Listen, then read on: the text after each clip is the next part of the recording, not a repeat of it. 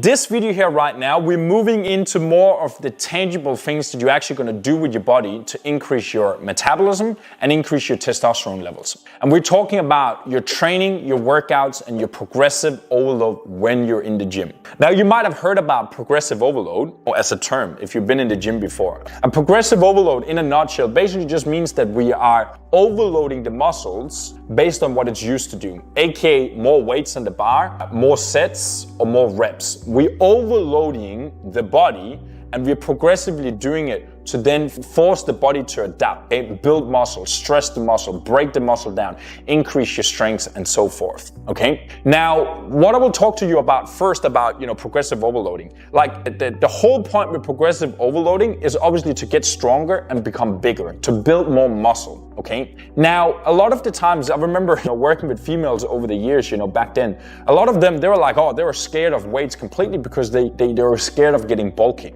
Same thing for you as a guy. You will be surprised how much you need to do to really build muscle and get to look bulky. The looking bulky part is really in the form of your training, as I will cover now as well, and your diet as well. If you're chunky, out of shape, high body fat percentage, but you're lifting heavy, for most of us, that's not the look we're after, you know what I mean? So that really comes down to the style of your training. But in regards to your testosterone, regards to your metabolism, when you're forcing your muscles to grow, when you're forcing your muscles to adapt, you're basically, imagine a car. You're increasing the frame of that car. You're increasing the holdups, the bolts, the nuts, the fuel, the oil, the grease. Everything around that frame needs to be bigger now and efficient. And that's basically what happens with your body as well, okay? Your body is then forced to burn more fuel. Your muscle mass eats more fuel, more calories. It increases your resting metabolism. It increases your body's ability to burn fat at a higher rate.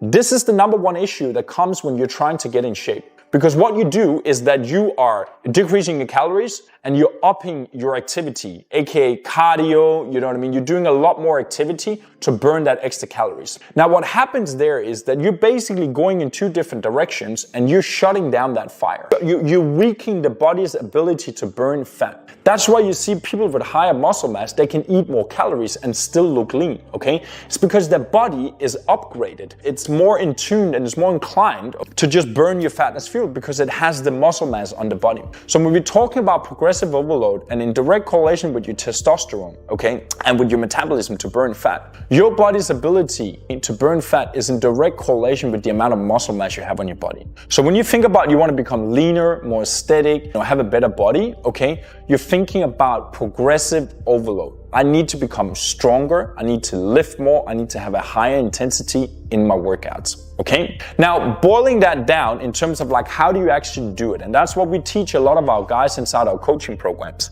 We basically boil down your training and your philosophy behind that into 3 different steps, okay? Number 1 is your technique. A lot of people I see in the gym might do it right, but they don't really do it right. They have their elbows too far out, too far in. They're not hitting their muscles, okay? So number 1 thing when you're thinking about developing and sculpting your body with progressive overload, you gotta number 1 have your technique in place, okay? And I know a lot of you think, yeah, but I have that. I know how to do it in the gym right now. I'm telling you, you probably don't. Okay. Now, step number 2 to that is then your muscle connection. And that's the one I see probably 90% of people don't have, the muscle connection. Okay. If you have your technique in place, you got your feet in the right place, you got your hands, your arms, you're going all the way down, full range of motion in your movements, then the next step for you to become aware of and learn is your mind to muscle connection. Okay. Your mind to muscle connection. And what I mean by that is that you need to have your mind locked in on the muscle part that you're training. So if you do shoulders, okay, it took many years for me to really get that connection to my shoulder because it's such a lateral movement.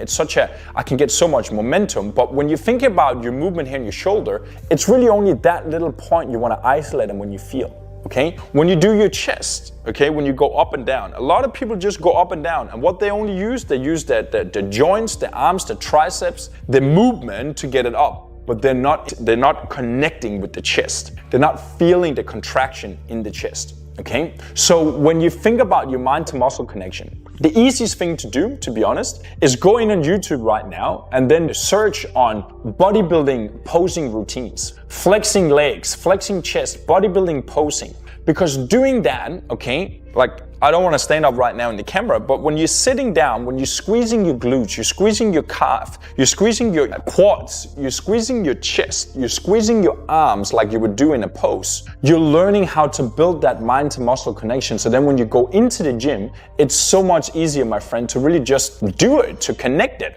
Okay? Now another thing you also can do is like when you train, after you finish a set, like squeeze, sit and feel your chest. Okay? When you do back lat pull down, go out and stretch afterwards to feel the lat, or like stand up here to feel the lat. Okay? That's a faster way you can optimize and really build that mind to muscle connection. Okay? And now the first step to that is your intensity. Technique first, okay? Mind to muscle second, and then intensity third. Okay? And that's what really wraps the whole shell around. If you're doing your mind to muscle connection correct and you have the right technique and you put intensity into that, bro, there's no way you're ever gonna be bulky or anything. I will talk about the diet in the next module, but there's no way you can do that because you're training for hypertrophy, you're training for muscle connection, you're training for time under tension, you're training for body sculpting. Okay, and you will get that look like I have with chest, arms, abs, quads, everything all year round, okay? But more importantly, this is the philosophy that I want to take you through and that I take my clients through to really optimize their training, okay? You can do that if you have the right guidance, if you have the right technique, you can do that, okay? Literally within the first couple of weeks of you getting your workouts dialed in, and then you get comfortable with it,